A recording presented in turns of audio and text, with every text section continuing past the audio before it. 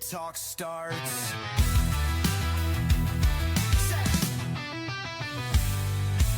So take a seat, have a chat, table talk, where the real talk's at.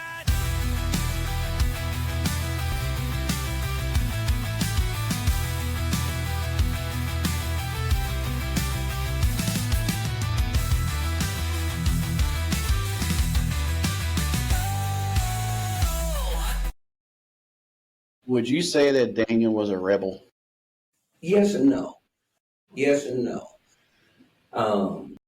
The reason being is he did what was asked of him or what was expected of him. He was a captive. All right. Not specifically a slave, especially the way we think of slavery. Right. I guess technically he was a slave, but different time period, different setting. So in ways, no, because he did what was asked of him, what was expected of him, up until it contradicted either God or Hebrew law or what. Does that make sense? Yeah. He wouldn't compromise his faith for commands. So in that aspect, yes. But as far as a pain in the butt anarchist, no. If that makes sense. Yeah. You know. All right. Good evening, everybody. As you can see, we're discussing the book of Daniel tonight. I was asking Chris before we started, and I decided to ask him again if Daniel was a rebel or if he's just trying to do things the right way or the Are we wrong way. skipping the theme song again? The theme song. The table talk. Oh, but I lost it. We can play it. The rabbit. But back to Daniel. Yeah. Daniel Boone. No, Daniel What they call him? Misha? Belteshazzar. Belshazzar. That sounds like a college word. Probably more Aramaic. Got a lot of syllables in there. Yeah.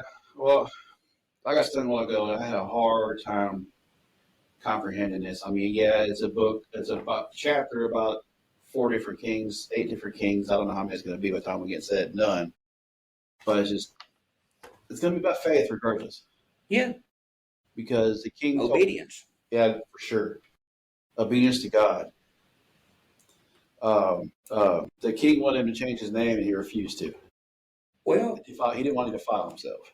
my understanding is that he wouldn't change his name, but he would answer to the Babylonian name, depending on who was talking to him. Yeah. You know, there were times listed, if memory serves correct, that Nebuchadnezzar may have referred to him in either name. Yeah. You know, I believe whoever was, you know, like in the early days, the chief of the palace guard or whatever, whoever was their overseer. Now, I think he kind of insisted on the Babylonian name because that could cost him his head. Yeah, I didn't remember the Babylonian. And the stupid thing is Shadrach, Meshach, and Abednego, those are their Babylonian names. Yeah. I wasn't aware of that. And what actually surprised me is they're easier to pronounce than their Hebrew names. Yeah. They're more English language. And it tells that they were the king of, they were descendants of the king and the noble families. Yes. So Meshach, Abednego, and the Shadrach. So now, do you have to say it in that order, Shadrach, Meshach, and Abednego? Does I think that's just the way we've heard it so long that, you know, kind of rolls off the tongue like chimichanga. It kind of reminds me like watching wrestling. Yeah. You have these 3 popular people coming out, and they got to have these noble names. Oh, yeah. Yeah. I mean, I guess it's kind of the same concept. Could be. Going through chapters 1 and 2. It's just crazy how a 14-year-old guy, they don't really say his name. We're just guessing, maybe, I guess. I don't remember exactly. I just got the number 14 stuck in my head when me and Jen were talking about it. How he has so much faith at a young age. Mm-hmm. And I don't know that he ever, don't seem like that he ever got scared going through this whole process. I don't know that it ever tells us one way or the other, but what he didn't do, because let's face it, even those of the greatest faith, they approach times where there is fear concern. Does that make sense? Yeah. Whether you act on that fear or act in faith are two different stories, generally with two very different outcomes. Um, when Nebuchadnezzar first had his dream and called all of his magicians and magi and wise men, I mean, think about the task at hand. He called these men in here and said, I have had a dream and it's bothered me. Yeah. You need to tell me what the meaning of my dream is, but you also have to tell me what I dreamed. Yeah. That's a tall order. And, his wise men, so to speak, they asked him, it's like, sir, that's impossible. You have to tell us what you actually dreamed and then we can interpret it. Which I'm going to say Nebuchadnezzar probably had some, I don't know, bipolar going on or something. But he went straight to, no, you're no true wise man if you can't tell me what I actually dreamed. And now I'm going to cut off all your heads. Yeah. And I want to say tear them from limb to limb and possibly their families too. I mean, he went. I'm trying to remember all that. I've read it twice in the last 2 weeks trying to. Well, and where I was going with that is when it came around to Daniel finding out about this, I would say that there was a modicum of concern, because he hears about this. He's like, I haven't even spoke to the king, but because I'm listed with these guys, I'm fixing to lose my head. Yeah. Or something he didn't even do. Right. Or was even a part of. Yeah. So my understanding is that he got a hold of his handler to take him to the king, where he like, give me a day or two, let me pray. And here we go. I don't know that it would be fair or unfair to say that Daniel was scared. I mean, that would certainly get my attention. But what he didn't do was act in fear. Right. He acted in faith. Yeah. Went straight to the king's like, hey, let me talk to my God. There's that word again, faith. Yeah. That's crazy how much that is in this Bible. And that's a lot of problem with people nowadays. They don't have faith. Well, I don't know if I brought this up on our last podcast or if just one of the times I was running my mouth. But the New Testament, whether it's Christ in and of himself or who Christ is and what he did, that is referred to as the cornerstone of the entire faith. Right. If Christ is the cornerstone, I would say that faith is the mortar that holds the rest of it together. Right. Yeah, faith is like the butter to the bread, so to speak. And it's crazy how they had to go through this training for 3 years. Yeah. To help to serve the king. Mm-hmm. He was, let's say here, he's taught to their customs and language. Family probably killed, taken from his home, his country, that changed his name and teaches him their ways and attempt to get him to turn from God. Well, it could go either way. I would say that there was a portion of his family killed. Yeah.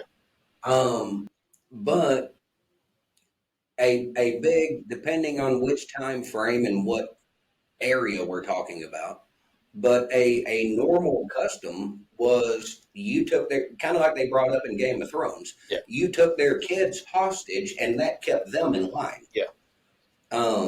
The unfortunate part is that's not relevant to the story of Daniel and what they're trying to tell us in the Bible. So it doesn't tell us, Yeah. Now it very well might bring that up somewhere else, which oftentimes the Bible does, but I have not done a deep dive, to figure that out. If it even, of course, then again, it might be in the Book of Jubilees for all I know. Yeah. It's definitely worth deep diving into for sure. Right. Not just the Book of Daniel, the whole Bible in general.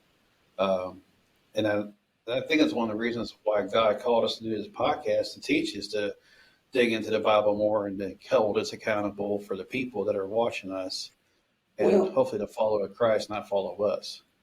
yeah, don't follow me. Don't follow You me. might get stuck in the woods I'm somewhere. I'm kind of like Aaron Brockovich. I got two wrong feet and friggin' ugly shoes. Don't follow me. Follow Christ. Yes. Um, but no, my thing, what really got my interest in it is you can go on YouTube, you can listen to a multitude of pastors, preachers, teachers, and some of them do a excellent job. And I'm not trying to knock any of them down. But a lot of times the message you get is of such an elementary level. Right. And my head always wants to know if I have the slightest interest. And now if I don't have interest, I'm, hey, look, a piece of Christmas stencil. But if it's something that catches my interest, I want to know more. There is so much of the Bible there. I need more than John 3:16. You know what I mean? Yeah. Now that might be the sum total, like if you was to break it down into the simplest form, that's it. Okay, fine. What are the other 60 some odd books for? Right. And it's the same thing, well, why do bad things happen to good people? If bad things didn't happen to good people, the book of Job wouldn't be in there. Right. How do we know they're good people, though? I mean, it's just. That is our standard of measure. Right. When we compare to God's standard of measure, we all fall short of the glory of God. Our righteousness is but filthy rags. All of us have sinned. Our standard isn't good enough. You can't just be a good person. That's a completely different sermon. But where were we going with that? I don't know. What was we talking about? Well, I mean, would Daniel be considered one of the good people? I would say that Daniel as an individual, now, it never tells us that he sinned or anything like that. Of course, at the time, he also lived under law. Right. So depending on the sin, depended on the sacrifice, so on and so forth. There was temporary atonement. Right. That being said, from what I can gather from the book of Daniel, he would have been considered much like Saul or Paul, depending on where you're at in Scripture. According to the law, he was righteous before God. Does that make sense? Yeah. So he kept the laws, the commandments. He would, he kept the food commandments. He wouldn't defile himself with wrong food. That he wouldn't eat the meat or drink the wine. No, because all of it in Babylon, especially in the palace, was dedicated or sacrificed to false gods. I call it tainted. Yeah. In both senses of the word. Yeah. Yeah, he requested prince of. Yeah, he didn't want to defile himself. That Paul said Daniel was a Nazarite, such as a Samson. Okay. So he brought Daniel into favor and tender love with his prince of the Emox. Emox? These words are so hard to pronounce. Some of them are, but, we're not Hebrew. No. I'm glad. I don't know if I want to be a Hebrew language or not. It'd be tough. I have a hard time speaking English as it is. That's where I'm at. Of course, we don't speak English. We speak Kentucky. Right. Yeah, the closest to Hebrew I get is making the coffee. I love coffee. I do too. I do too. Just another one of a million reasons why we know God loves us. I'm waiting for her to chime in and say something. Yeah. Can you see the chat? I don't know if I brought it up or not. I don't have it on mine. Well, yeah, there is a. Okay, click on chat and then click on live stream. First off, the missus says, hello, everyone. Second, yes, all the wise men and their families. So when the decree went out, hey, tell me my dream and what it means. If you can't do this, everybody was having a bad day. I wonder, I forgot to ask her about this when we are going over this the other night. The wise men. I picture tall people, I don't know why tall, but taller than me, obviously, wise men. Were they like FBI agents, CSI, in today's world? My understanding is that these would have been what would be considered the learned men. They were Well, some of them probably were on a more religious front with whatever gods the Babylonians worshipped.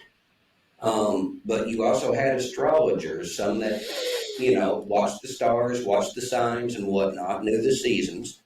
You also had some that were probably leaning into alchemy.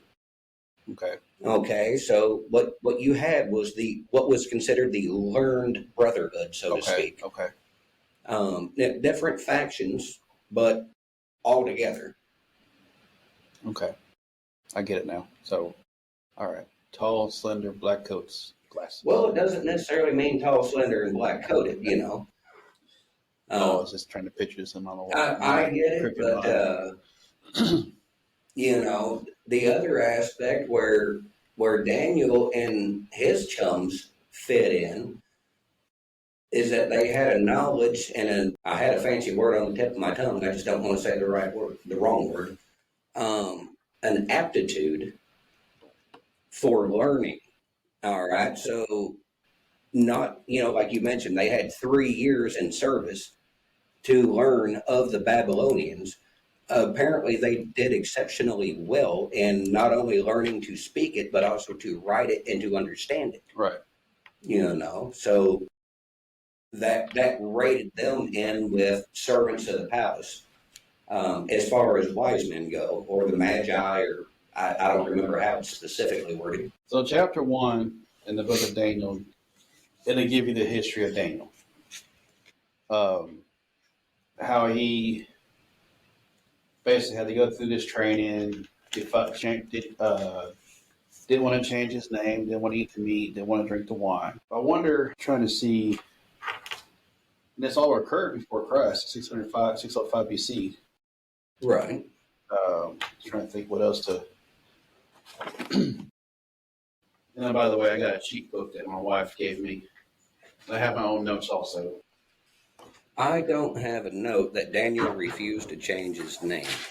He did, have the conversation about the food and the wine and whatnot. But where that was, it might have been in 2. Might have been. Either way, at this point, that's not a right. Huge aspect. Yeah. Anyway, he does say something, but I just don't remember where it was. Very well might. Like I said, I did a reading earlier and then went to a motorcycle rodeo. It's a different experience. People out there acting silly and having a good time. Yeah. I did go to a lawnmower derby once. Did you head hurt afterwards? Were you in it? I was not in it. Okay. I heard about it. I knew 2 people that were actually competing. So at this lawnmower derby, I can't remember all the events, but they did barrel racing, a barrel push or roll, so to speak. You had to push a barrel rolling across, the ring, turn around and push it back. And it was a timed event. Of course, the barrel race was a timed event too. I want to say they had several other events, but the end of it was a lawnmower demolition derby. And I mean this in the nicest possible way. It was the redneckest thing I've ever seen in my life. I encourage everybody to go at least once because I actually had a good time. It's just not what I thought it would be. I don't know what I thought it would be, but it was interesting. I went to one 2 years ago. Right. It looked like it could have hurt. I just don't know. They even had the power wheels, and that would be fun. Right. If I could fit in one. Right. I'd have to have 2 of them, one for each foot. And my alarms won't be long enough. But yeah, somewhere in here it says something That's about God keeping you safe. Yes, they want to change Daniel's name, and it come down to where he don't want to defile himself. That being part of that conversation, and then okay, and as in chapter 1 through 21. Nebuchadnezzar's dreams in chapter 2, that's when they start talking about Off with your head. Yeah, interpreting the dream and all that good stuff. That just Shadrach, Meshach, and Abednego. I love that. And there's a song that I've listened to, probably not your kind of music, but Tyson James is kind of a Christian rap artist, so to Right. speak. And the name of his song is Shadrach, Meshach, and Abednego. And every time I hear that, I think about that song. And it's a Christian rapper, so not many people like rappers, Well, I mean, different people do. unless they're cheeseburger rappers. I do like those kind of rappers. I do. There we go, chasing the squirrel. Okay. That's what makes it fun. Anyway, so chapter 1, where do you want to touch on? Well, to be honest with you, My notes are everywhere. we've kind of given a decent enough overview. Well, when it comes to the food aspect, we can touch on this. When the chief of staff, brought them food, Daniel seen what it was and politely refused. Which, of course, the chief guard's like, no, I have to keep you healthy or I lose my head. Right. So Daniel proposed a challenge. He said, let us have only water and vegetables that have not been sacrificed or blessed to any of your gods. Just bring us plain food. And in 10 days, compare our health to that of everybody else. And if we look poorly, then we will consent. That's right. I remember that. Yeah. But if we don't, leave us alone, so to speak. Right. And the guy, he's like, it's 10 days, it's worth the gamble. And in his mind, he won.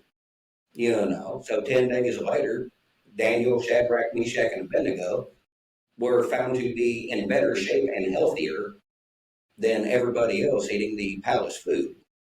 So they kind of got their way with that one. And, chances are that was not something that everybody knew about. Right. Because people were losing their heads pretty easy back then. Yeah. It was allowed, so to speak. Yeah. Not celebrated, but allowed. Yeah. So, I mean, and that was a thing. And, of course, let's see here. It doesn't necessarily say that Daniel and his homies prayed, over that specific thing. Yeah, I don't remember seeing that either. Being what we would call good Hebrews, I can't see where they wouldn't pray over it. But it doesn't tell us. There's so many things in Scripture, Well, it looks like this. It says, as for these 4 children, God gave them knowledge, instilled in all learning and wisdom, and Daniel had understanding in all visions and dreams. Right. So because they didn't eat the meat and they had just the fruit and veggies, they were more clear-minded. I don't know that it says that Right. specifically. That's why I understand it. Right. Now, like I said, that could go either way. I try to be careful not to jump to conclusion. Right. But what we do know is they had an aptitude for learning, yes. And it very well could be that God enhanced that, helped their understanding and their wisdom and whatnot. And then, of course, Daniel's interpretation of dreams, Daniel never took credit for that. And that was something that I wanted to bring up. Did Daniel have the power to interpret dreams? Guess we'll find Think out. about that very carefully. We'll find out, won't we? Well, the reason I ask, or let me say it better, did Daniel have power in and of himself to interpret dreams? And I'm going to go with no, because Daniel never said, hey, tell me what it is, and I'll handle this. Right. And here's my interpretation. It was always God said,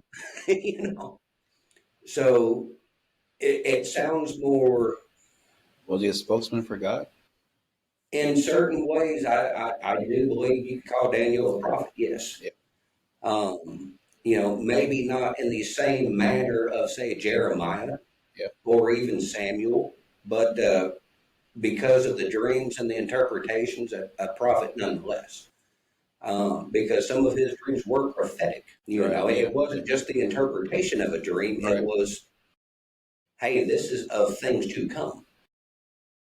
But I believe the technical aspect of a prophet is someone who speaks on behalf of God.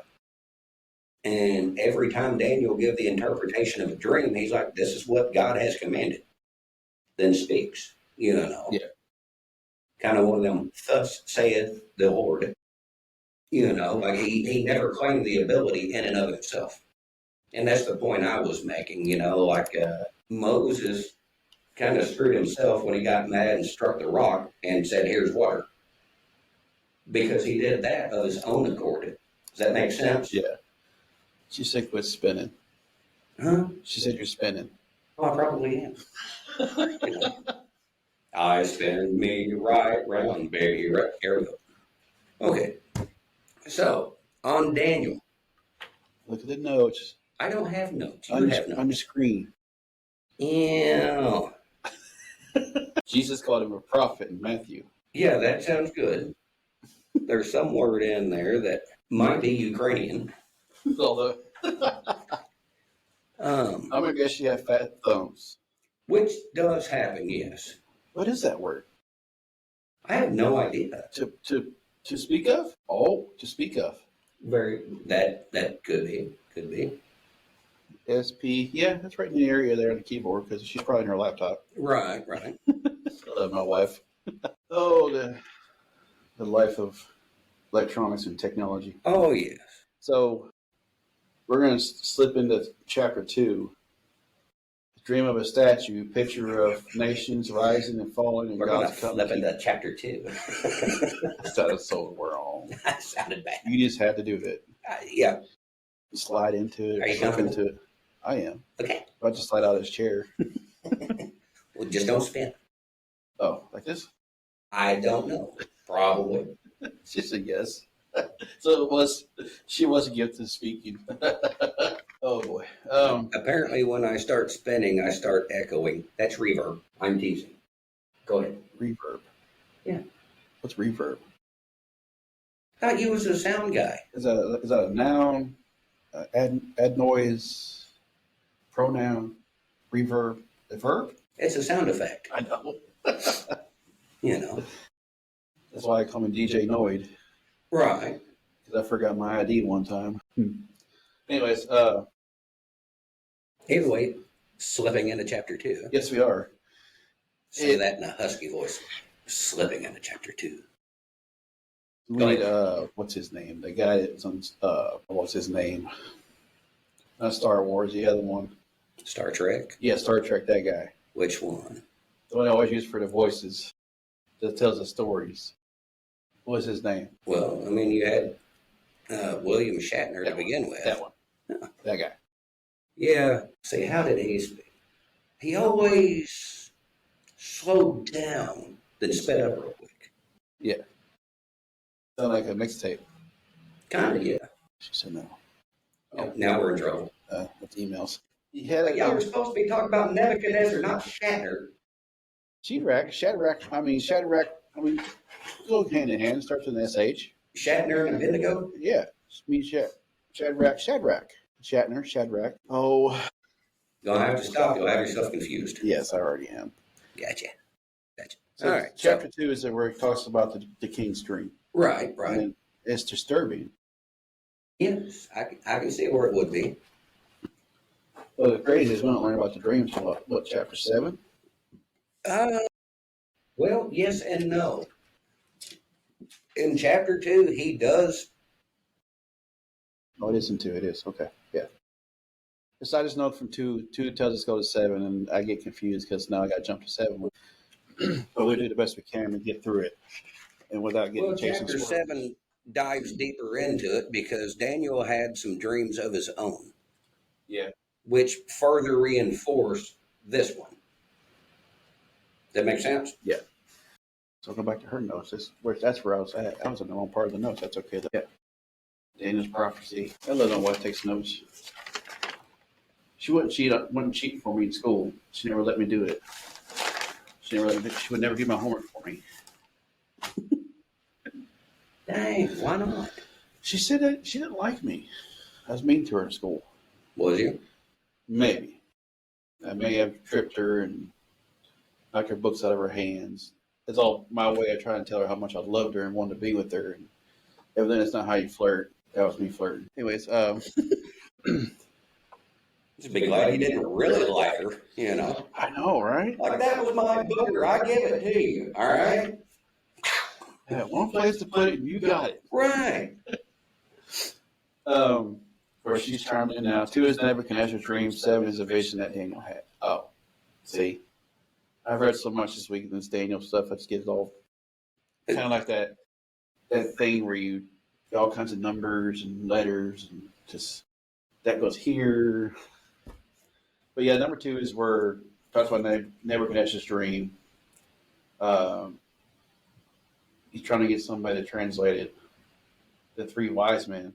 Well, it wasn't 3 wise men. He had a whole coven, so to speak. Yeah, magicians, enchanters, sorcerers. Wise guys. Yeah. It just blows my mind that they, like nowadays, magicians is demonic. Right. And it's not how you flirt. I guess because it's different times, I guess. It's just crazy how you talk about magic and stuff like that is none of God.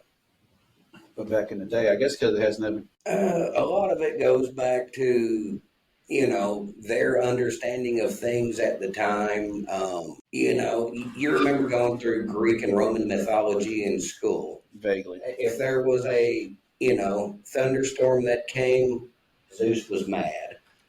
You know, like if the sea was terrible, Poseidon was having a day. I see You know, that. Yeah. and I have not dove into, let's see, a Babylonian, whatever they believed. It does bring up different gods, lowercase g, but also plural. Yeah. I know there is references to Marduk, but I can't remember if that was Babylonian or Persian. I want to say that's more Persian, but don't quote me because I'm just going off of memory here. Like when I was a kid, a thunder god was bowling. Right. And whenever Randy was flushing the toilet. I would like to think he puts us in a better position than that. You know, so there's days I have to wonder that I haven't put myself in that position. Right. You know. So, more of an occult religion, you know. So yeah, they kind of made up gods as they went. Yeah. You know. Man-made religion. So very man-made idol worship, you know, whatever. I can't speak from experience because I can't wrap my head around it. Even the pantheon of like Greek and Roman and Norse mythologies. You know, there's certain aspects I'm like, okay, I can kind of understand where they're getting some of that from. You know, not that I agree, but understand. But there's other aspects. I'm like, what was the story of the one guy who did something and they had him chained down and crows would like come and eat his liver every day and then every night it grew back. And so he had to endure that for eternity. And I'm like, that sounds like a pretty good hell to me, you know? Yeah. How did the liver grow back? Right. So we're back in touching base 2 again. At one point, the king got mad because they're trying to get more time. If I read that right. You're trying to gain more time. That's what it was. Well, they asked him to say what the dream was, and he accused them of simply trying to buy time. Yeah. Being such a wanker. Because you see that the word for me is firm. If you do not make the dream known to me, there is but one sentence for you. You have agreed to speak lying and corrupt words before me till the times change. Therefore, tell me the dream, and I shall know that you can show me its interpretation. The Chaldeans. What were the Chaldeans? Where are you at? Verse 10. Notes here. I don't have that in the translation I'm reading. I've got the astrologers replied to the king, no one on earth can tell the king his dream, and no king, however great and powerful, has ever asked such a thing of any magician, enchanter, or astrologer. What translation are you reading? This one is currently NLT. I'm in ESV. Tell you what, we're going to check the Geneva. On my other Bible app. Okay, the Chaldeans. Yeah. I'm just going to assume, well, I'll just look it up. Okay. According to the internet, which is never wrong, a Chaldean is a member of an ancient people who lived in Chaldea around 800 BC and ruled Babylonia Okay. roughly 625 to 539 BC. They were renowned as astronomers and astrologers. And of course, also Chaldean is a Semitic language of the ancient Chaldean. So That makes sense. if you were a Chaldean, you spoke Chaldean. Yeah, you had So I am an American, which means I speak Kentucky. the magicians, astrologers. You Yeah, know. I see it now. I prefer Appalachian American. It's a difficult thing that the king requests, and there is no other who can tell it to the king except the gods, whose dwelling is not within the flesh. So That's the part I like about Daniel. You see, even they said, "Hey, only the gods can know this." And Daniel steps up and is like, "Hey, I know a guy." yeah, Reminds me of that shirt. It's like I can't, but I know a guy. Go ahead. Sorry. for this reason, the king was angry and very furious, and gave the command to destroy all the wise men of Babylon. So the decree went out, and they began killing the wise men, and they sought Daniel and his companions to kill them. Of course, obviously, they did not kill him. Well, according to the scripture, whoever was supposed to do the off with their heading, when they got Daniel rounded up, he said, "Hey," of course, he told him what was going on, told Daniel what was going on. And Daniel, it's like, "Hey, take me to the king. Let me talk to him." Yeah. So, in layman's terms, Daniel goes to the king, and the king restates what he had stated. It's like, "No, I have had a dream. It disturbed me. Somebody has to tell me what I dreamed and what it means, or everybody dies." And Right. Daniel pleaded, like, "Let me go speak to my God." Like he didn't say, like, "Don't kill everybody and just kill me." He let me, of course he did ask Nebuchadnezzar to, like, just spare everybody until I get back. Yeah, he said, let's see here. And Daniel kind of reminds me of, in today's society, a union steward, so to speak. Depends on your feelings towards union stewards. Right. Like he's a spokesperson. In many ways, you could say that. But again, as a prophet, his job is to, well, follow God. Right. But also to speak on his behalf. Right. So in that aspect, yeah, he is a representative. Of course, as followers of Christ, so are we. The New Testament, I don't know how it's specifically worded, but we are ambassadors. We are representatives. We're not citizens of this world. We're citizens of that one. We're just here visiting. Right. Which does, depending on how you word it, sound very, waiting on the mothership. But the stupid thing is, and there are a lot of folks that they have no mind or heart for anything that could be considered religious. Part of that I get. There's another part I don't, because everybody has a belief system of sorts. Right. Which is their religion. That might not include a God, so to speak, but your possessions can become your God. Your children can become your God. Anything you worship or put in a position of priority. Like I've made the argument that maybe not science in and of itself, but some of the, not specifically scientists, but some of the theories pushed have become a type of religion.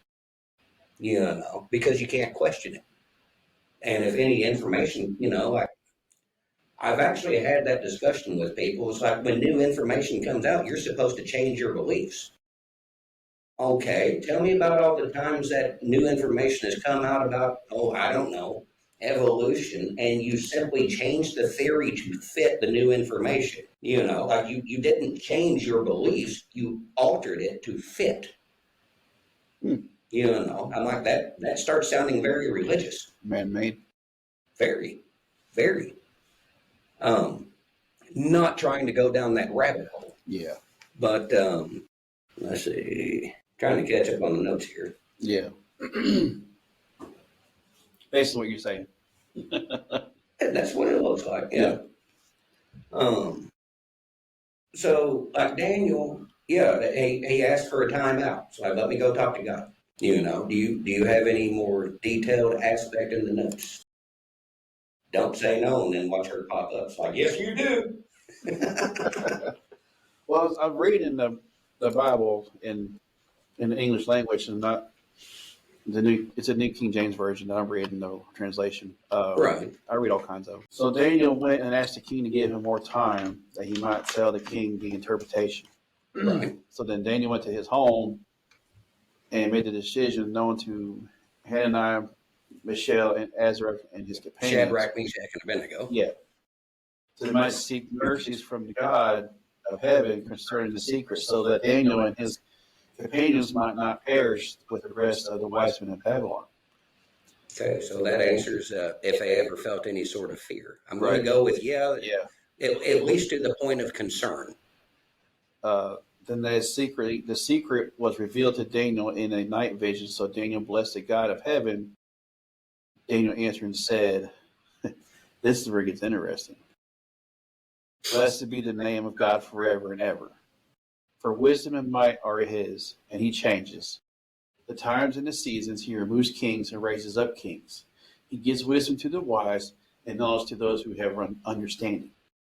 So if we're understanding, he's going to give us knowledge. If I read it right. There's a passage in the New Testament which says, let them that have ears hear and let those that have eyes see. Right. He will give you wisdom if you seek wisdom. That makes you have to be open to it. Does that make sense? Yeah. Now, I was in conversation with somebody earlier this week. Wisdom generally comes at a price. Yes. Most of us can attest. You can gain we've discussed this, the difference between knowledge and wisdom. Knowledge is what you know. Wisdom is how well you know it. Right. You can gain knowledge by listening to others, asking questions, reading books, internet searches. Don't believe everything you see and read. You do need a certain amount of comprehension to know if somebody else is full of crap or not.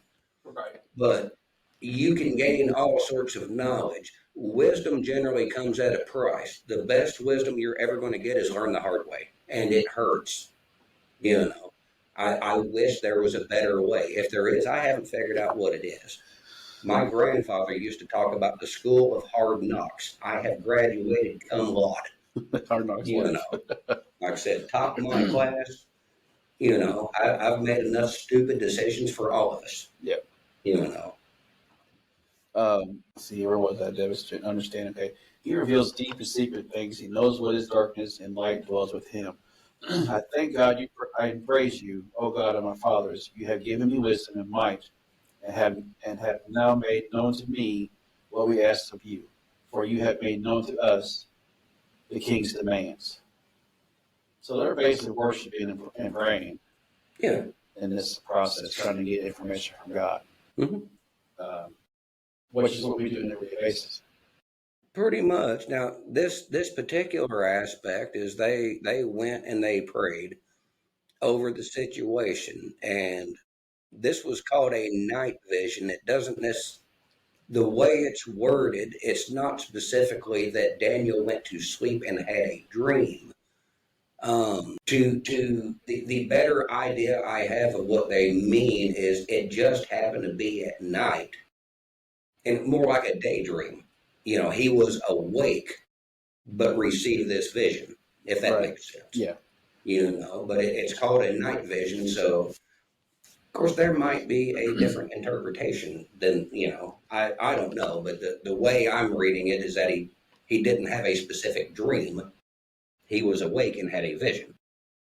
So in the next one, the 24, Daniel becomes an instrument of common grace for Babylonian wise men, calling on Arioch to stop their execution. So what is Arioch. Arioch? Okay, Yeah, which is the that's one we looked up a while ago, isn't it?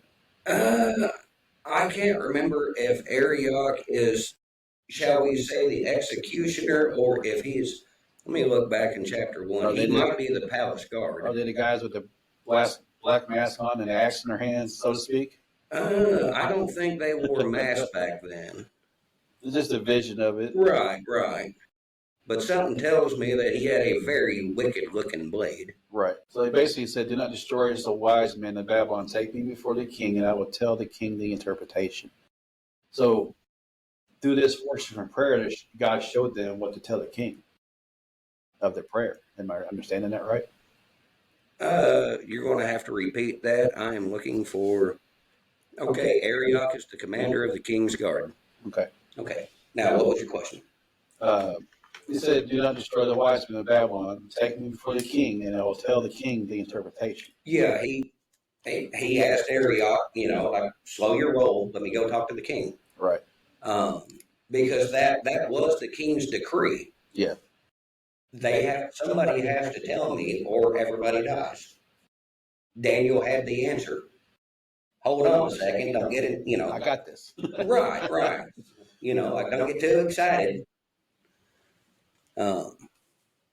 Sometimes we get a little impatient. And then they brought Daniel before the king and said thus to him, "I have found a man of the captives of Judah, who will make known to the king the interpretation." The king answered and said to Daniel, whose name was Belshazzar. Belteshazzar.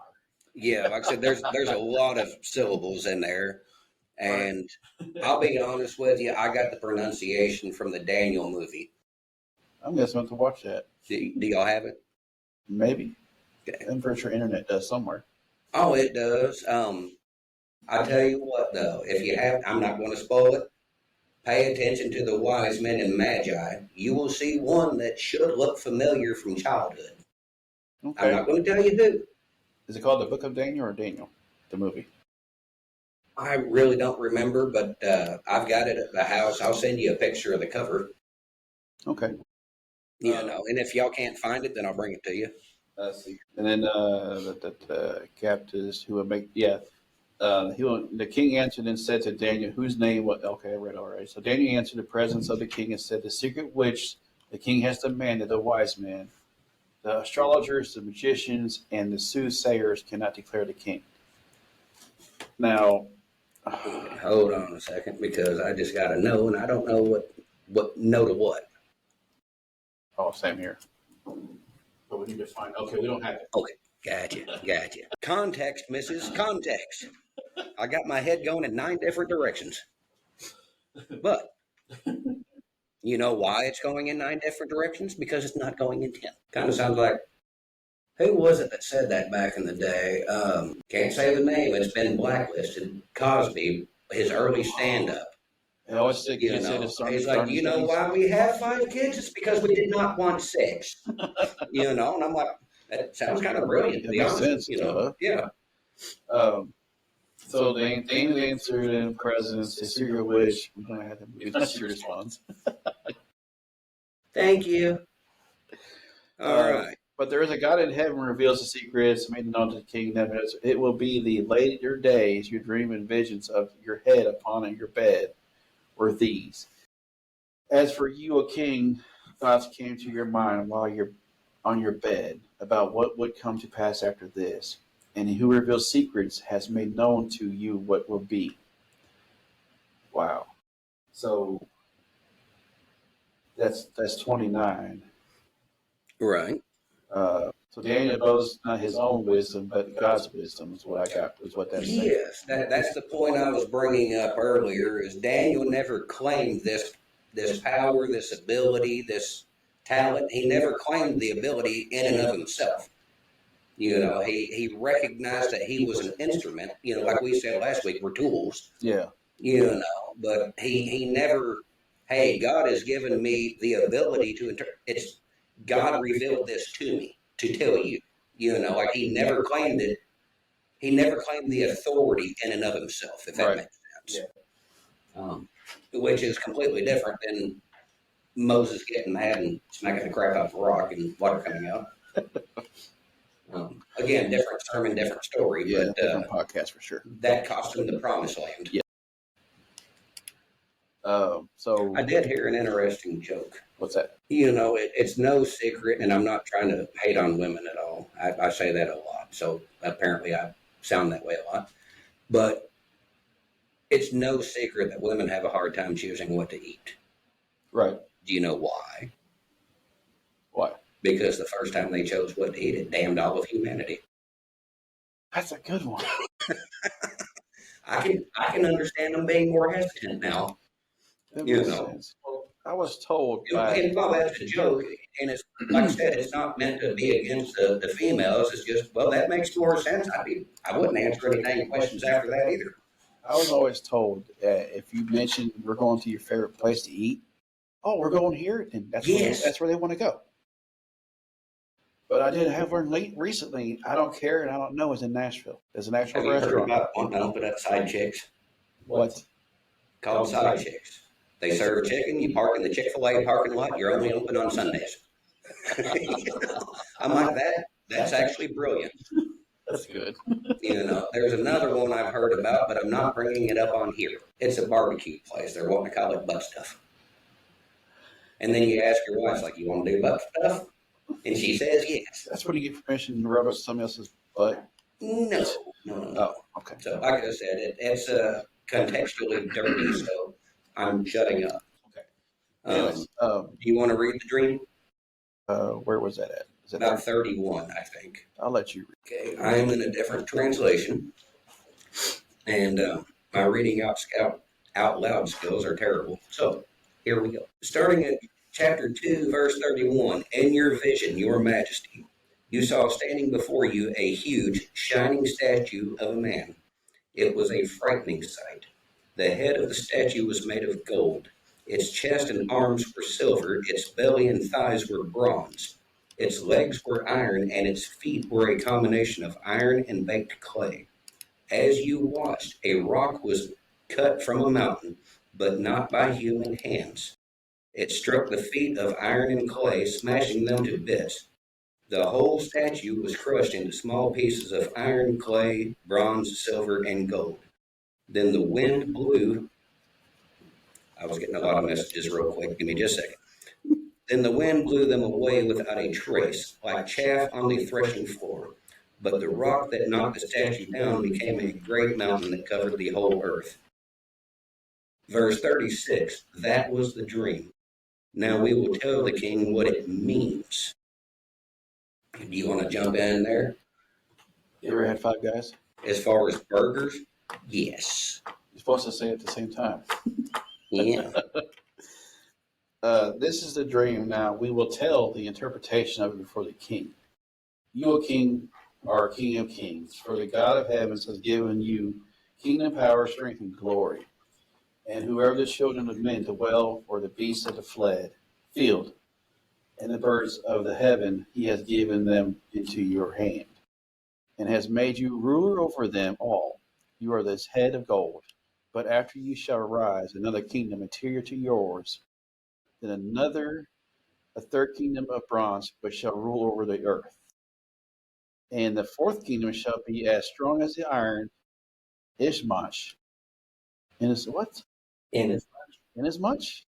Is that a typo? 40. Inasmuch as iron breaks into pieces and shatters everything, and like iron that crushes, that kingdom will break in pieces and crush all the others. That's a word. It actually is a word. That's why the English language is hard. They take existing words, put them together, and then change the definition. According to notes here, traditionally, kind of like nonetheless. Okay. All the above? Yeah. The fourth kingdom says traditionally thought to be Rome, like the iron that represents it. It will treat other nations with violence. Okay. Yeah, I was going to say, let's kind of get through chapter 2 and possibly into Daniel's dream before we get into the potential interpretations. Right. Let's see here. Number 41. Whereas you saw the feet and toes, partly of potter's clay and partly of iron. The kingdom shall be divided, yet the strength of iron shall be in it. Just as you saw iron mixed with ceramic clay, and as the toes of the feet were partly of iron and partly of clay. So the kingdom shall be partly strong and partly fragile, partly everything here, evidently. Well, the Just piece and piece and piece. it is described as the feet and toes will be a mixture of iron and baked clay, so more like a ceramic or a pottery. Right. Hard but brittle. But also, what's iron? The harder the iron, the more brittle it is. Right. Yeah. All right, but it's a mix. I that's all I got to say about that. I don't want to dive too far into that until we get more of the dream and stuff out. Yeah. Like the various kingdoms to come, so to speak. But let's see. You dropped off here about 41. The feet and toes you saw were a combination of iron and baked clay, Right. showing that this kingdom will be divided. Like iron mixed with clay, it will have some of the strength of iron, but while some parts of it will be as strong as iron, other parts will be as weak as clay. This mixture of iron and clay also shows that these kingdoms will try to strengthen themselves by forming alliances with each other through intermarriage. And by that, it means, the king of this land is going to marry the daughter of the other king. Yeah. A lot of what's still practiced in Europe and the Arabian Peninsula today. Right. But they will not hold together just as iron and clay do not mix. During the reigns of these kings, the God of heaven will set up a kingdom that will never be destroyed or conquered. It will crush all these kingdoms into nothingness, and it will stand forever. That is the meaning of the rock cut from the mountain, though not by human hands, that crushed to pieces the statue of iron, bronze, clay, silver, and gold. The great God was showing the king what will happen in the future. The dream is true, and its meaning is certain. That's where Daniel stops with, "Thus saith the Lord." Yeah. Yeah. That goes back to the old Indian, "I have spoken." Well, that's it goes. Good. Bible says, "Let your yes be yes and your no be no." Your nay, and say be say. And yeah, the Bible's kicking my butt. Well, that's what it's there for. Yeah. There are passages of encouragement. There are very heartwarming stories of, like Joseph, down and back up. Job, have you read Song of Solomon? Not yet. I'm pretty sure it'll be in a podcast here soon, probably. Well, you'll have to be gentle because it's dirty. Oh boy. Oh yeah. Apparently Solomon was in the mood when he wrote this one. It's like I'm currently reading. I'm in the plan that I'm reading. It is trying to remember what was in. And then. It's in Job. Yeah. Job 31. Yeah, Job. Uh, Job is, in many ways, it's tough to read, but it's. Yes. How did Jordan Peterson say it? He's like, the story of Job is hell to read because of what you're having to read. Like the Job did kind of go through a form of hell. Uh-oh. I thought I was caught up. I'm behind. Whoops. Being a man of integrity in a sinful world is what I'm reading. I'm behind 6 days. I thought I was caught up. Well, then your integrity is suffering, my brother. Yeah, it is. Brother, I know what I'll be doing tonight. Besides reading? Yes. Top to bottom, left to right, group of words together as a sentence. I'll probably put my earbuds and let it read to Take me. Tylenol for any headaches, Midol for any cramps. Yes, Midol's the best for headaches. It actually does work. You need a Midol? Yes, I do. I'm not going to throw a last name out there, but you remember Mama Sheila. Yes. I happened to be over there back in high school area, had a headache, like, you got any Tylenols? Like, I got Midol. And I didn't know, Right. you know. I'm like, hey, that's women's stuff, you know. And Dad's sitting there, he's like, oh, it works. He'd never lied to me, No. you know. Got me a couple of them. As soon as I got them swallowed, he looked me straight in the eye. He's like, but your nipples get hard. But yes, Midol actually does work good for headaches. Yeah, like, why would you tell? I think I might have been 14 or 15 at the time. Like, why? Of course, now I'm older. I know exactly why he would say Thanks, that. Dad. Yeah, you know. Now you tell me. After I take it. Right. Well, yeah, that was the point. With some hot sauce, how it is. Oh, it won't be that bad. You take a dip of it and your mouth is on fire for 3 days. I get to, speaking of like snuff, that very thing, especially as younger generation, you will see like the pouches. You will see various things out there, and then that chest all puffed up like I'm a man, and I'm like, not till you've had Kodiak straight, you're not. You know, like I prefer Copenhagen over that. It's not that. You know, like if you don't do that, yeah, Copenhagen will set your mouth on fire. Skull will set your mouth on fire. The different flavors will make it better or worse. But if Copenhagen is like, let's say, a nice little campfire, and Skull might be more like a dumpster fire, Kodiak was more like the gas station getting run over. I mean, like you kind of look like that Nicolas Cage movie. Gone 60 Seconds? No. Flaming Head. I know you're talking about. He has the flaming head. Yeah. Oh, I can't remember the name of that movie. Anyways, yeah. You know, like that Kodiak straight back in the day, boy. I mean, your whole head caught fire.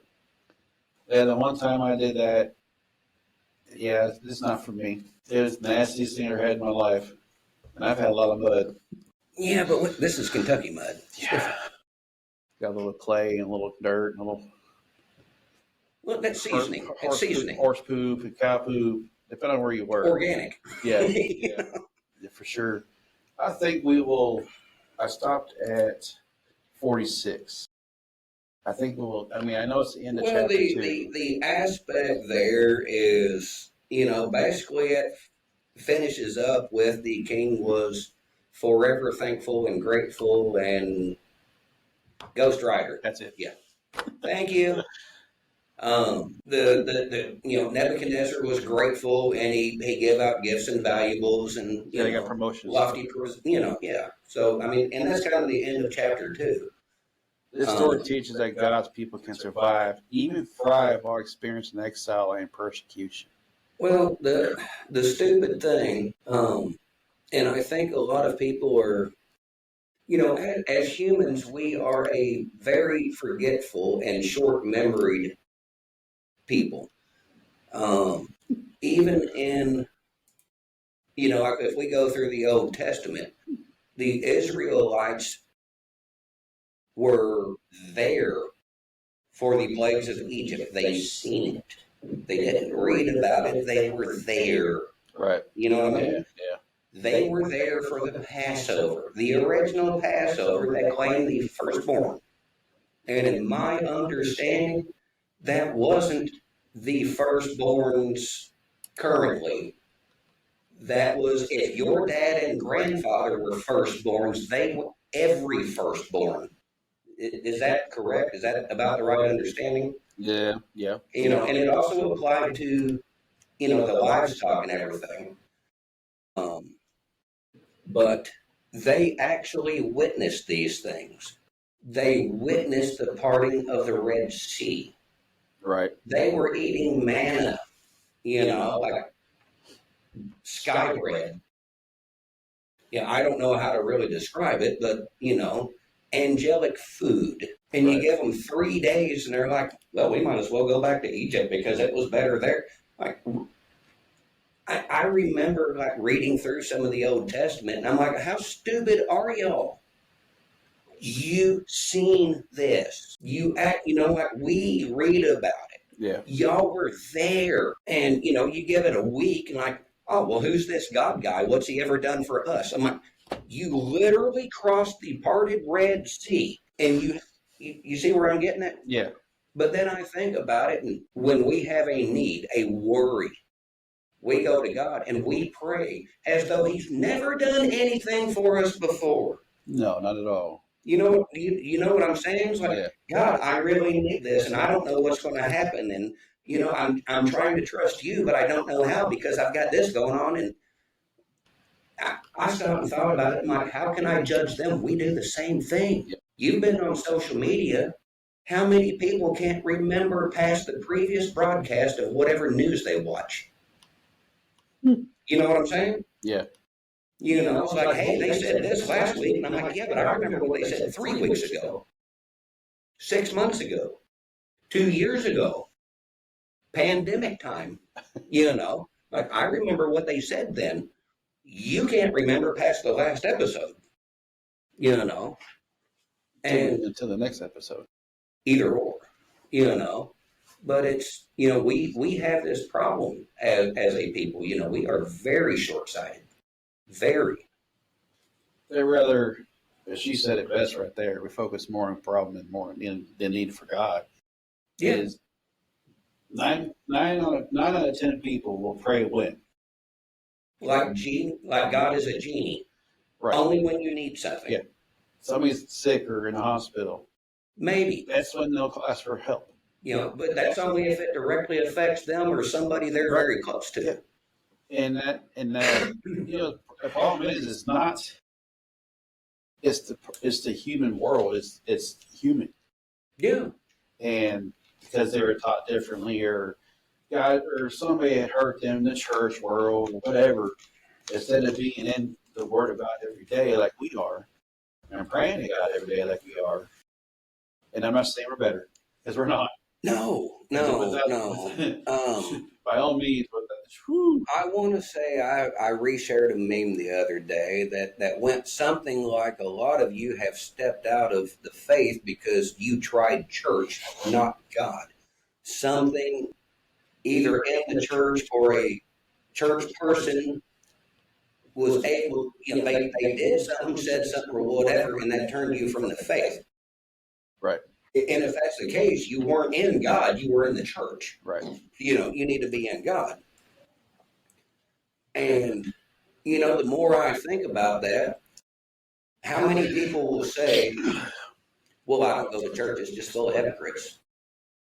Do you go to the gas station? Yeah. Do you go to Walmart? Walmart's more full Well, than and not talking down any of these establishments, but anywhere there's people, there's hypocrites. there's hypocrites. Restaurants, bars, And the worst whatever. part about it, and don't get me wrong, there are Christians, there are people of the faith. Now, I'm not going to say so-called Christians. I'm not going to say where a person stands in their salvation is between them and God. Yes. I only make those sort of judgments when it affects me, you know, because we are called to, you know, says specifically, like you will know them by their fruit. Okay. But I don't do that from a distance. If it's like me and you associating with each other, you know, if you're not showing the fruit, so to speak, I'm like, hey, we need to talk. Right. But if the best I see out of you is once every 6 to 8 months and it's for 5 minutes at a time, I'm not around you enough to make that decision. Right. And that might be the one time in 6 months that you've screwed up. Right. You know, so I try not to be too hasty, especially if I'm not in, you know, like directly involved, if that makes sense. But how often do we do that? You know, you'll have people that, you know, they play church, you know, they're holier than thou, they never sin, they okay, that does far more harm to new believers. Yeah. Because when you try to give this outward appearance that you're perfect, that's what Jesus fussed at the Pharisees over. you know. So I would encourage, if there's anybody that might be guilty of that, you need to go back and read them Redlands, you know. Yeah. And we all screw up. And where I'm going with this, because I have got myself sidetracked at least 3 times into that one. Crap, it's on the tip. You have to be in the faith. You have to be there with God. If you won't go to church because there's hypocrites, don't go to the hospital because there's sick people there. Right. You know, like the church can be considered a hospital for people with a sick soul, so to speak. If you won't go to church because there's hypocrites or sinners there, then you can't go to the hospital when you're sick because there's sick people there. You know, if you don't like shopping, well, actually, I don't blame anybody for not wanting to go to Walmart. But use that same philosophy in any other aspect of your everyday life, and it sounds stupid. Does that make sense? Yeah. You know, like, I'm not going to the gas station because there's freaking gas pumps there. Duh. That's why they call it a gas station. At one point in time, and I'm going to admit this publicly, Here we go. We got some tea. I didn't go to church for God. I believe that. I think we've all been in a position where we might have been going for somebody. Yes, I was for the preacher. Yeah. I was going to church for the preacher because I thought he needed me. Come to find out, I needed God more than anything, which is the reason why God kept me there for 10 years. Well, the thing about it is And then God showed us a light for things. a situation like that. Yes, you were going for the wrong reasons. Overall, for the wrong reason. But that falls under one of them categories where your heart was in the right place, but your head wasn't. Right. If that makes sense. Yeah. So I can't, a situation like that, and I'll be fair, just based on the details you said, I can't even fault that. At least you were going. Yeah. There was the crazies. I didn't realize I was doing it until some individual. I mean, I knew I was because I was doing the steps, reading the Bible, doing what I'm supposed to do. I was basically there. Right. And we went to a different church for a new experience. That's when we went to Global Vision and talk about everything that I was showing there within myself. Right. Like I was saying, hey, if you're going there for that man, you're doing it wrong. You really are. And there's so many people at the same point in time that, and I'm not saying this in any judgment or condemnation. They go to church for themselves. They're going for their weekly recharge. The downside is scripturally, depending on how you want to word it, you were never told to go to church. You were told to be the church. Yep. And if your only involvement, and again, I'm not saying this in judgment or even condemnation, if your only involvement of church is going, sitting there, standing up when you're asked to, sitting down when, and don't get me wrong, even if you're listening, but if that's all you do. Now, if you're young in the faith, if you're still infants, so to speak, fine. Like if you're still an adolescent Christian, so to speak, you might not be involved enough or strong enough in the faith to really do much more. Right. But churches should be self-sustaining. You shouldn't have to hire people to sweep the floors. You shouldn't have to hire people to clean the windows or, whatever needs to be done. God's people are supposed to do that. Yeah, the church body of people should be doing the upkeep of the building in and of itself. Yeah. Now I understand, well, I pay tithes and whatnot. Okay, so you're keeping the downside is that paying tithes to the church, and that's all you do to support the church. I made the argument years ago, well, about last year, I made a big post on Facebook, government handouts, be it, low income, be it Social Security checks. all the money that went to Ukraine. I don't have a problem with that under certain settings, so to speak. But that's not charity. And it's certainly not what you would call biblical or scriptural charity. Right. And why the reason I made that case and how I made that case is all of that money is provided by taxes. You have no choice but to pay them taxes. Once you pay those taxes in, whether that money gets used to buy a Scud missile or sent, to feed the hungry, you have no say in where that money goes. Your representatives do, or our representatives. Right. That is not biblical charity. You cannot pay your taxes and then expect the government to do the work of the church. That's not what Jesus said. And the same thing goes with paying tithes. Now, don't get me wrong. Sometimes that's where we are. That's what we've got. Yeah. So I'm not saying that in judgment. But we were called to be the church, not to pay the church to do it for us. Right. Does that make sense? Yeah. Now, there are times where there's an individual in need. Maybe their need is greater than I can handle. Hey, let's go to the church and see what can be done. The church as a body can do greater things than I can on my own. Right. Yeah. It's easier for the church to organize a mission trip to elsewhere than it is for me to. Not knocking any of that. But biblical charity is you doing it yourself. Plain and simple. Right. And like I said, there's no judgment. It's, it's hard for me to send food to Somalia, so to speak. But the church through the mission fields has an easier okay, so I can designate so much money through the church and I'm doing my part there. But just blindly paying tithes and expecting church to handle it, that's no different than paying your taxes and expecting the government to do it.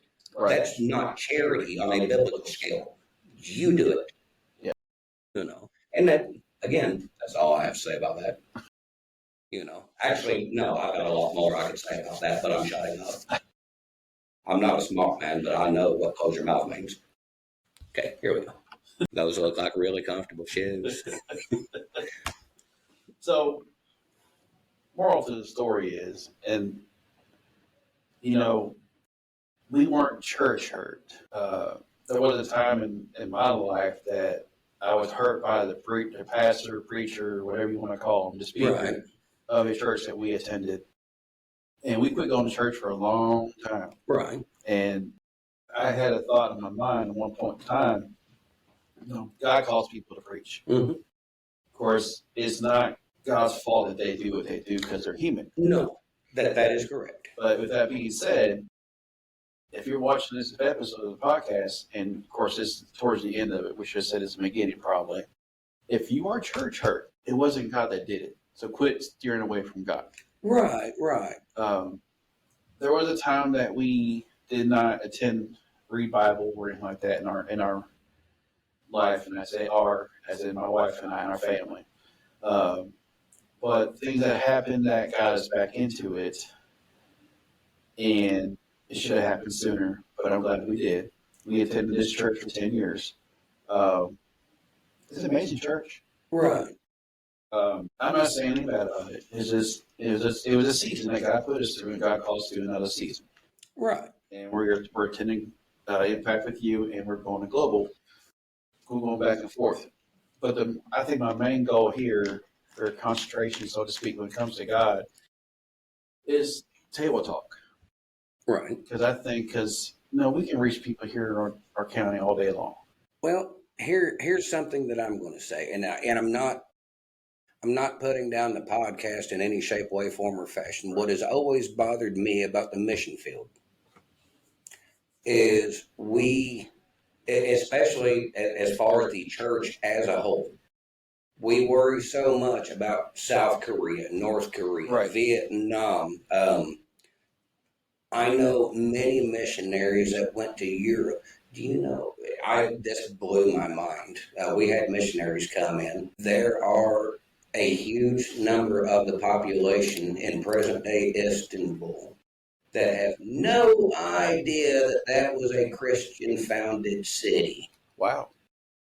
Hagia Sophia, or however you pronounce it, like one of the largest chapels of its day. There are paintings of the Virgin Mary all over the place, murals. They have no idea who it is. Wow. But getting back where I was going with that, we worry so much about these unreached people groups. I used to help support a missionary that was going to the Crimea Peninsula.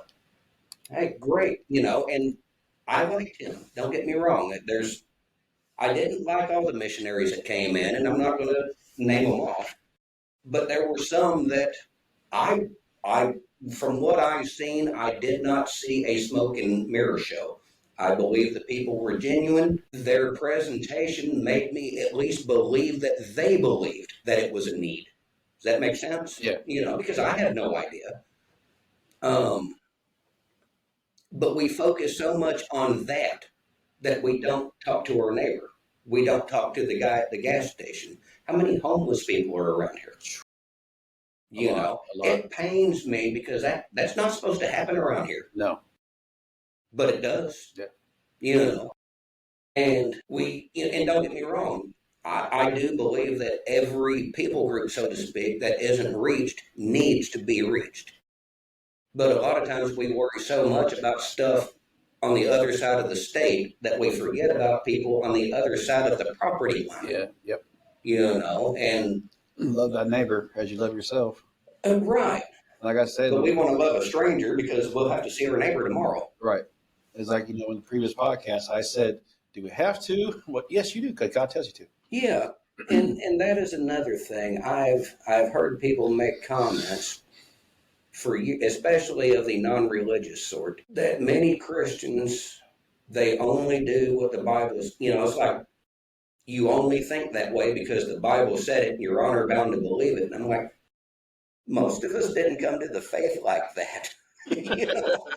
It's while even a lot of us might have been raised in it, that's not what got us. We've seen a correlation between what it says and what we see. Yeah. And then if you do a deeper dive, don't just read the Bible and, oh, well, this guy was crucified, and then a lot of people said they seen him after the fact. Dig into it from a historical standpoint. All the disciples died very terribly for what might possibly be a lie. I mean, who goes? I've heard people use the argument that, well, people would, Christians will say, well, people don't normally, go to their death for a lie.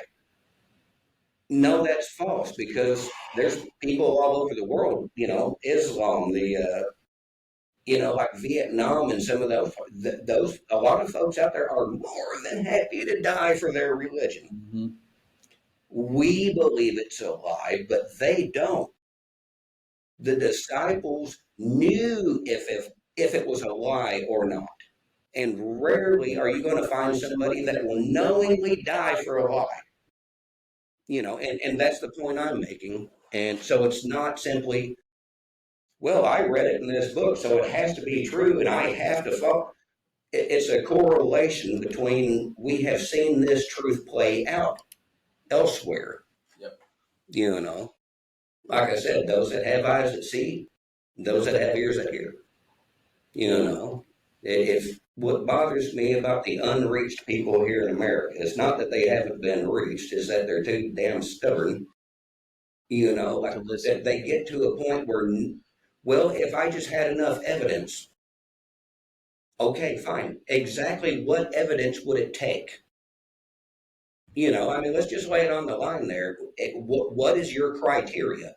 Well, I don't know. Okay, at least now you're being honest. You woke up this morning. Well, but that's a numbers game. Right. And that's the point that gets me is at least be intellectually honest with yourself. If you say, well, I just haven't seen enough evidence, okay, what amount of evidence is it going to take? Because you're probably at a point where you've already decided no amount of evidence is going to convince you. Does that make sense? Yeah.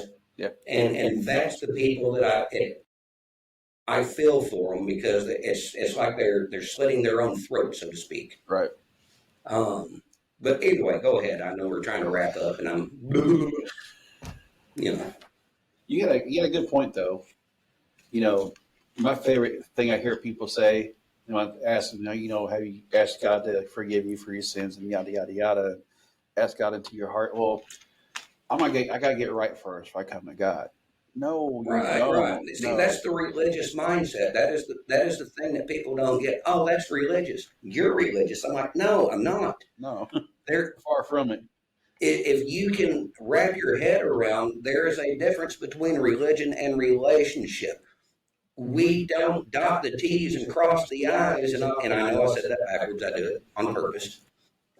But there are faiths and religions and whatnot out there. It's all pomp and circumstance. It's ceremony. It's repetition. Again, I'm not making a judgment call. That's between them and God.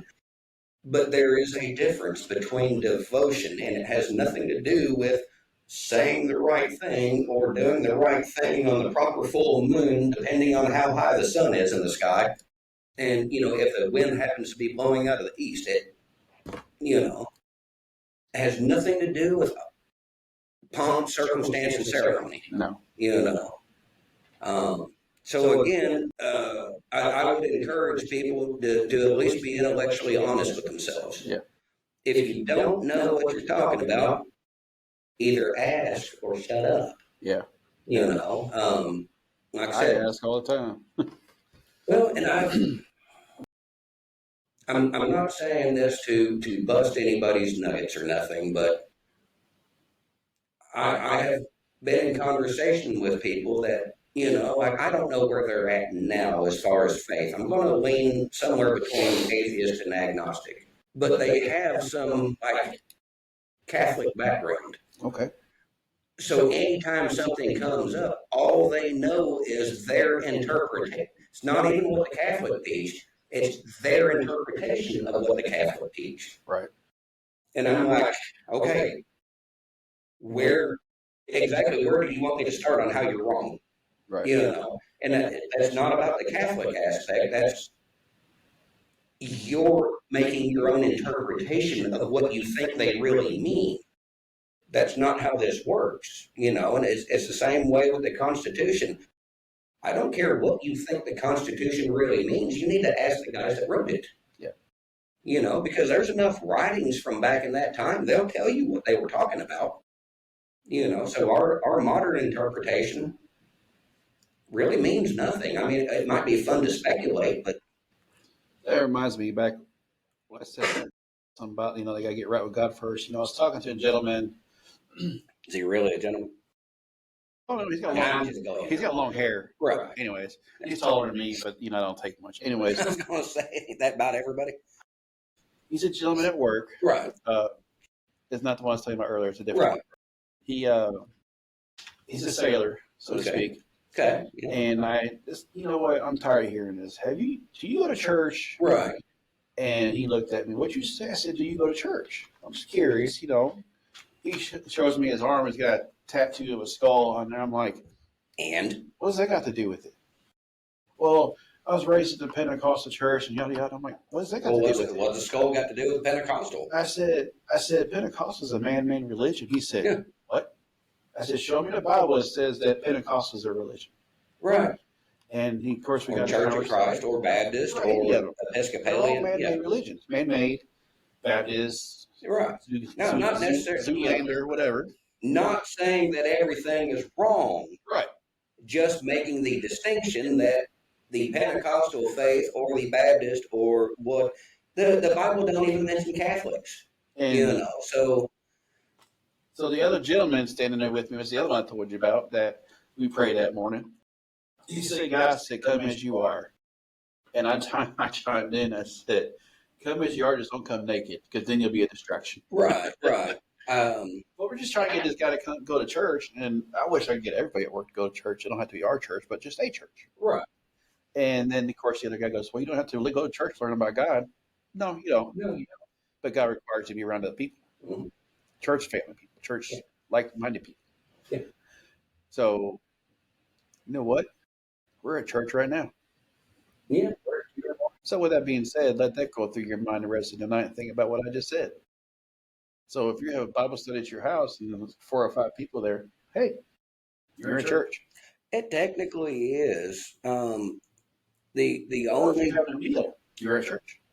where I caution people, a person can sit at home on their own and read their Bible, and like I said, you can go on YouTube and find sermons and whatnot. And I'm not saying that they're all bad.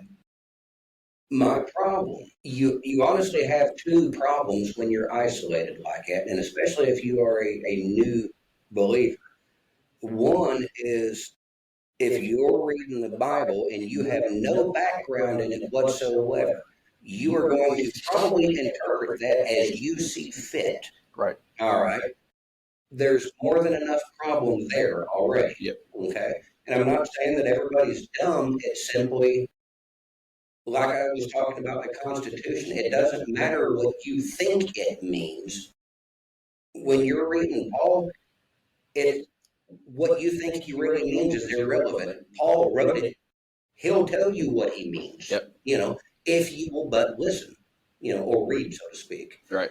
The other aspect is, and these two go hand in hand, if you don't have any other source other than your own interpretation, you don't know if you're right or you're wrong. Does that make sense? Yep. And even if you're Googling and YouTubing, if you aren't at least somewhat versed, you won't know if they're a false teacher or not.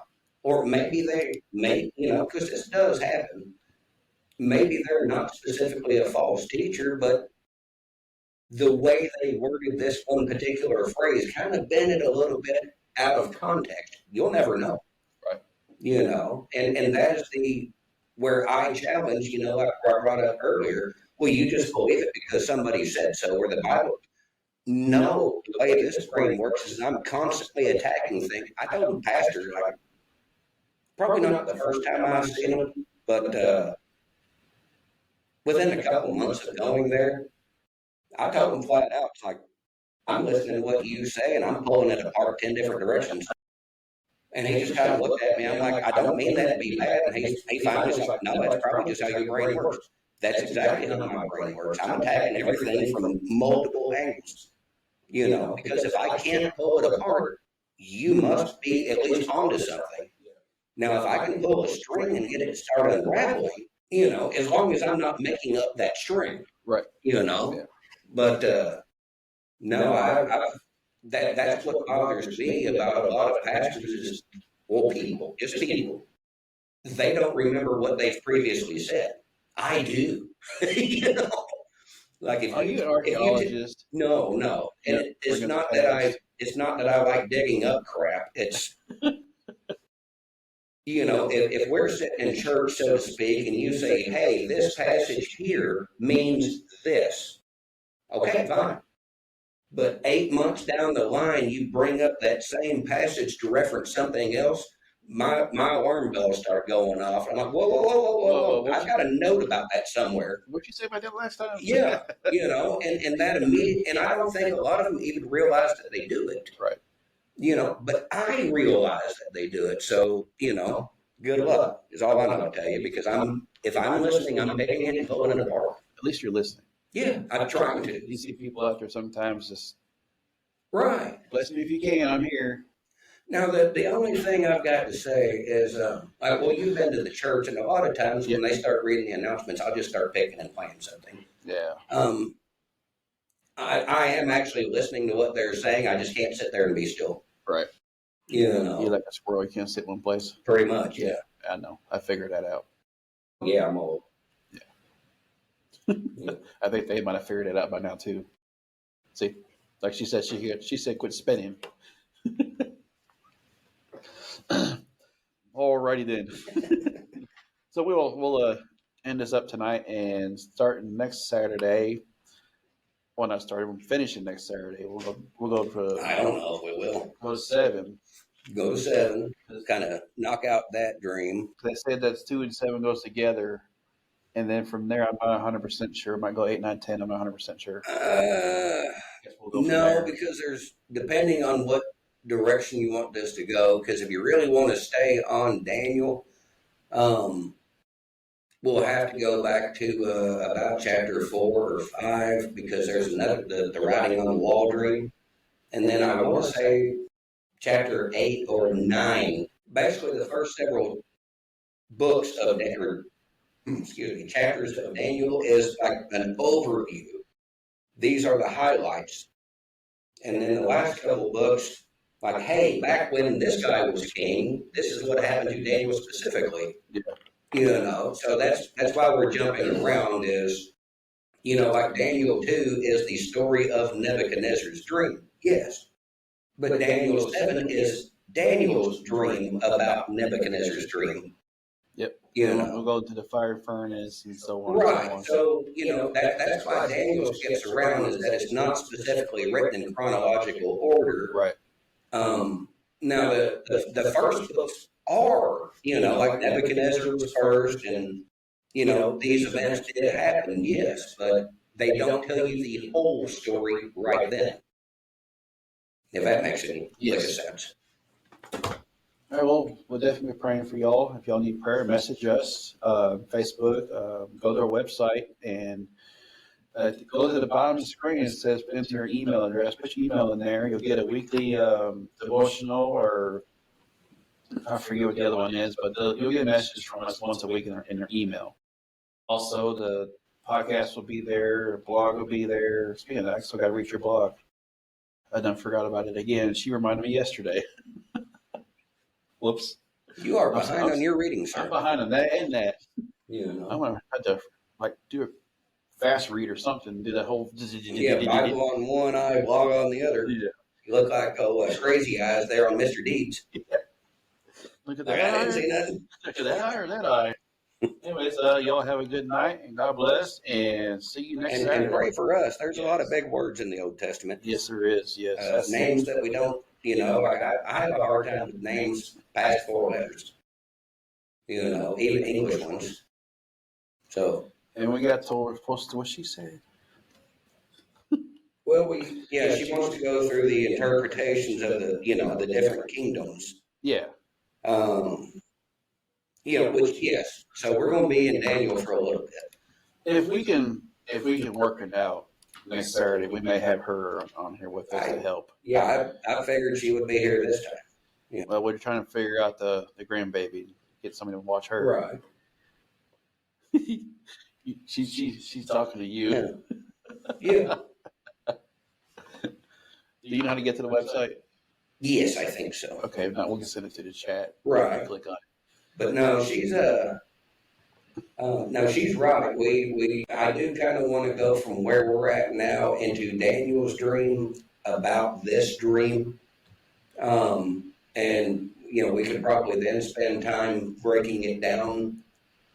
Okay, now what does this mean as far as on a global, because it goes beyond Nebuchadnezzar. Yeah.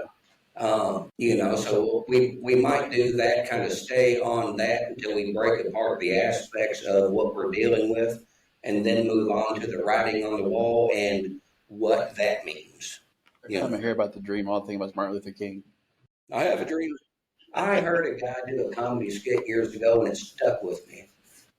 And, he was using Martin Luther King's mannerism, but I don't think he was making fun of him. But he was talking about, like, either Denny's or Shoney's or whatever. They used, back when we were kids, they had, like, excellent pancakes, whichever one it was. Yes. Oh, he's like, I have a dream, golden, fluffy pancakes, rich maples. He kind of, like, I'm sitting there watching it, like, David, preach, I'm hungry.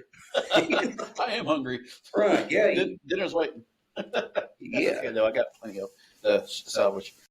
Anyways, so yeah, definitely we'll see you. And we'll see you next Saturday. God bless. Yes. And then